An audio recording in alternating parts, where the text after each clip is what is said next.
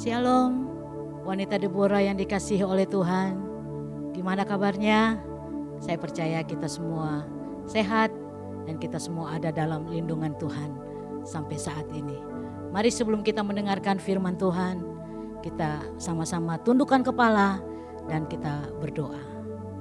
Bapa di surga, kami mengucap syukur buat waktu, kesempatan yang baik Tuhan berikan bagi kami.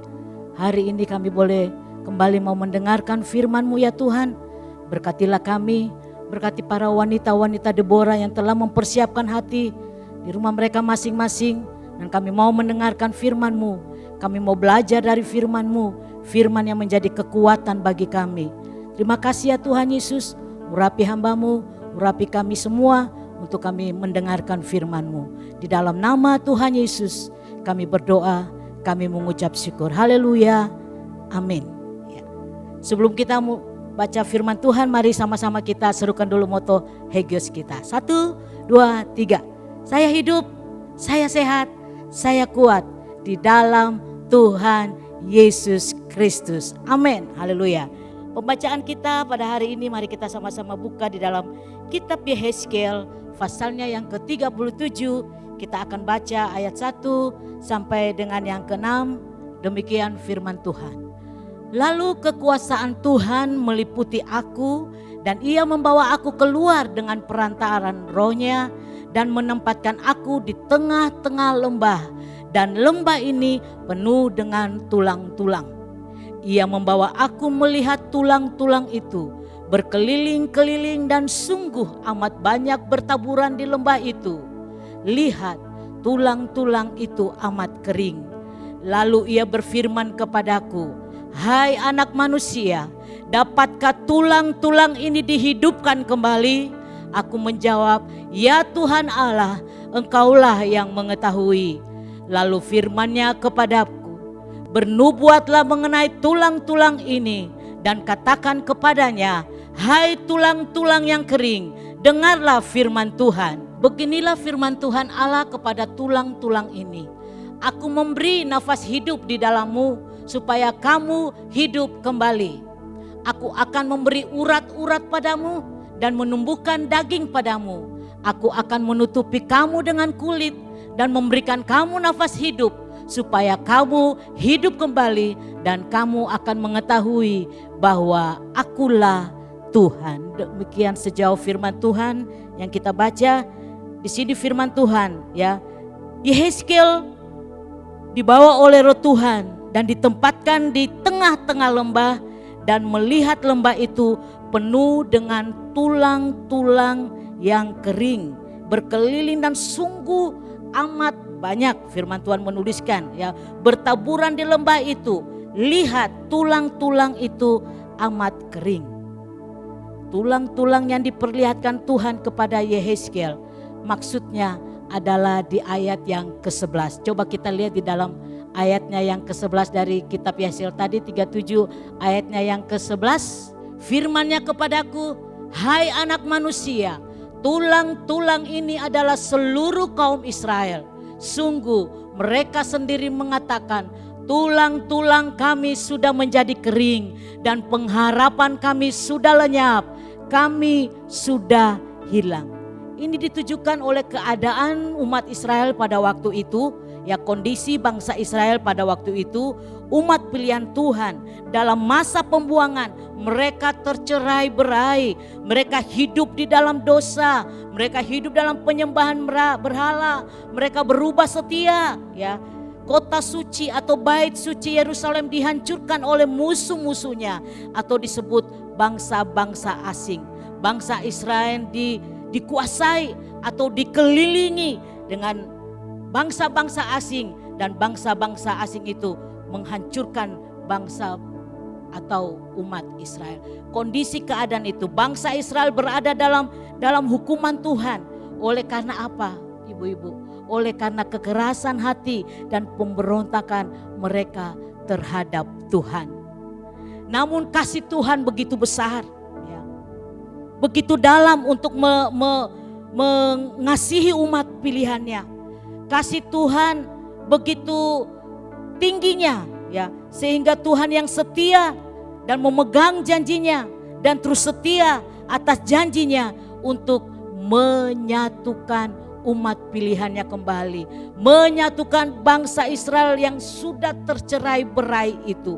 Ya, kasih Tuhan begitu besar buat umat pilihannya, dan Tuhan menepati setiap janjinya untuk menyelamatkan umatnya atau bangsa umat pilihan Tuhan pada waktu itu. Tuhan punya inisiatif untuk menyelamatkan umatnya, untuk menolong umatnya.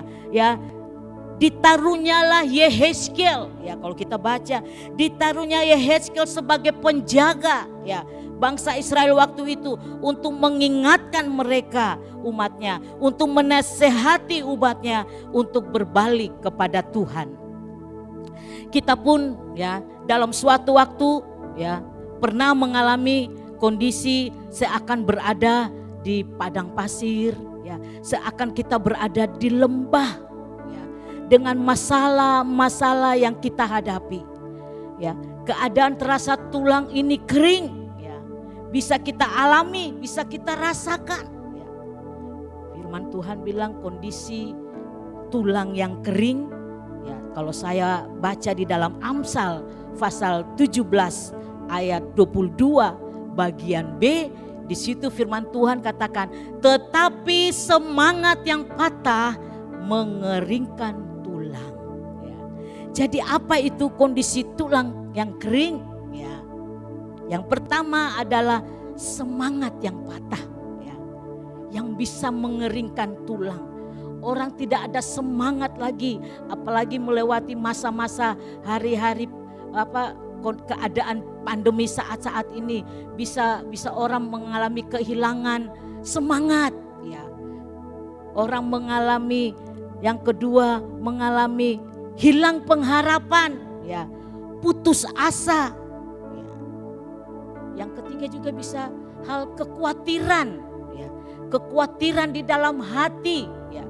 Di dalam Amsal 12 ayatnya yang ke-25 di situ firman katakan, kekhawatiran dalam hati membukukan orang, tetapi perkataan yang baik menggembirakan dia. Ternyata kekhawatiran yang ada dalam kita juga bisa membungkukkan ya. Kita tertunduk ya, kita terasa tulang-tulang ini kering ya. Tetapi di dalam Yehezkiel 37 ayat 3 sampai dengan yang keempat, kita baca sekali lagi ayat 3. Lalu ia berfirman kepadaku, hai anak manusia, dapatkah tulang-tulang ini dihidupkan kembali? Ya, kita melihat di sini Tuhan punya inisiatif untuk tulang-tulang yang kering itu, ya, itu bisa dihidupkan kembali. Tulang-tulang yang kering yang tidak berdaya lagi, dan mungkin tidak ada manfaat lagi, tidak dapat berbuat apa-apa lagi. Tapi Tuhan punya kasih bagi umat pilihan waktu itu. Dalam keadaan tulang yang kering, Tuhan katakan, dapatkah tulang-tulang dihidupkan kembali? Yehezkiel dengan iman berkata, ya Tuhan Allah, Engkaulah yang mengetahui. Dalam perkataan tentang ya Tuhan, Engkaulah Allah yang mengetahui. Di sini saya bisa artikan punya arti yang begitu dalam, yaitu firman-Nya. Ya, kalau kita lihat, buluh yang terkulai takkan dipatahkannya. Sumbu yang telah pudar, yang nyalanya hampir mati dan mungkin akan segera mati cahayanya, namun Tuhan tidak dibiarkan padam. Ya Tuhan, Engkau yang mengetahuinya, punya arti yang dalam. Ya Tuhan, Engkau yang sanggup. Ya Tuhan, lakukanlah seturut kehendak-Mu. Tuhan menginginkan sebuah kehidupan. Tuhan punya inisiatif untuk mengerjakan sebuah kehidupan bagi setiap orang yang mengalami semangat yang patah, bagi setiap orang yang mengalami kehilangan pengharapan, bagi setiap orang yang putus asa oleh karena masalah demi masalah. Sebuah lagu lama di situ tertulis, kehendak Tuhan laksanakan, Tuhan penjuna ku tanah liat, biar kau kerjakan seturut maumu. Ku tunggu dia di kakimu. Di suatu keadaan kondisi yang hilang pengharapan, tidak ada semangat lagi, tapi Tuhan berinisiatif untuk melakukan sebuah kehidupan. Ya, Tuhan sumber kehidupan, Dia jalan kehidupan, Dia pemilik kehidupan, Dia menghendaki sebuah kehidupan, semangat hidup kembali, pengharapan yang hidup kembali, semangat yang hidup kembali. Amin ibu-ibu.